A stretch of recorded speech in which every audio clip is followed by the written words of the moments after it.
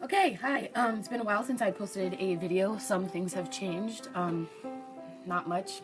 My eyebrows, I guess, have changed a bit. I'm still working on that.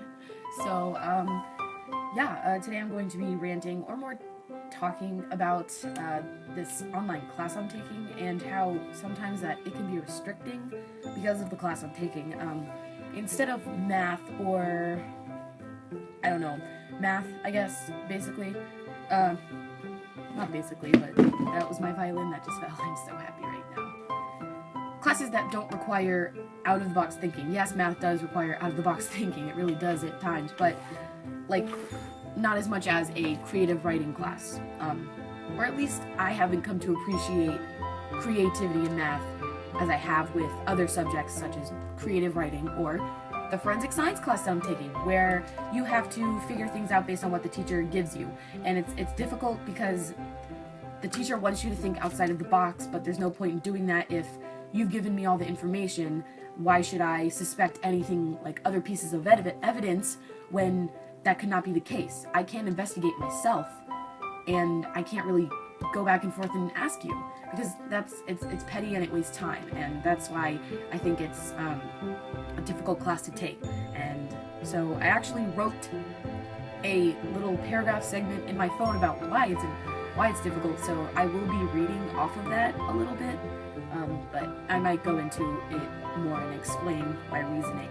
And of course, this is all my opinion, so yeah. Okay, so taking an online class that requires creativity can be restricting. Forensic science is not a by-the-book job. That's the class that I'm taking. It requires some creative thinking. Of course, there are procedures in forensic sciences in general that are absolutely required and can literally be found in a book. But the job can also sometimes require out-of-the-box types of thinking. Taking forensics as a course severely limits this type of thinking, as one is unable to physically be in the crime scene and take notes or understand the specifics of the scene. For example, in an online class, I'm scrolling. For example, in an online class, where am I? A teacher may ask for the student to find 4 examples of evidence. This would be easy at a physical crime scene, but online, each set the teacher gives too much. Wait, what the? I'm gonna start over. This would be easy at a physical crime scene, but online, the teacher gives either too little or too much pieces of information to solve the crime, or at least come to some kind of solution. When too much information is given, the student has no need to think about the possible pieces of evidence associated with a crime, but when too little evidence is given to the student, they are unable to properly understand the crime scene and what happened in the crime itself. And by that, I mean, like I said before, it wastes time to go back and forth between teacher and student so many times, asking for the specifics of the crime instead of actually being there on the scene. So one may want to argue that giving a list of items at the scene and having a student choose from the evidence is a way for the student to identify pieces of evidence that are necessary, but the flaw of that argument is that the teacher would have to go into absolute detail for one to fully understand the evidence's location, relation to other pieces of evidence, relation to a possible victim, relation to a suspect, and even the origin of all of those pieces. If this makes any sense to you guys, I really hope it does, because if you're like completely not into forensic science, I'm about to have someone walk into my room. You guys, I really hope it does, because if you're like completely not into forensic science, I'm about to have someone walk into my room. Anyways, if you're completely not into that, then you probably don't understand this. But again, this is my rant. So, again, they have to specifically go into detail on all of those things. And in an online class, there's a time limit. For me, I have about 6 or 7 days after my online class that I can still work in, I can still work in my regular semester. Like, the online class ends before the first semester, so there's less time, and no teacher wants to spend their own time doing this, going into specific detail, especially because it's online. So many students can take it because and the individual attention that the teacher can give, it's limited, but it's not. So to pay attention to all their students, it can be difficult. And it can be difficult for teachers in, like, physical. Like, you can be there with them. It's difficult for them sometimes, too. So, on the topic of too little evidence, one may argue that it's a chance for the student to express their creativity by creating the scene or filling in the gaps of the scene. But that's great and all, but that's not realistic. Because you could say, well, turns out it was the suspect's brother. Well, the teacher never said that the suspect had a brother, so you can't just throw that in there. Yeah, that's all I have written.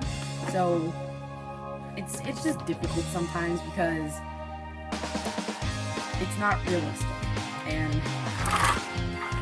it's good and all to say, well, online classes are a chance for driven students to, like, be creative and really try hard and further their education, I guess. But really, it's just difficult, and if you really have to take time and evaluate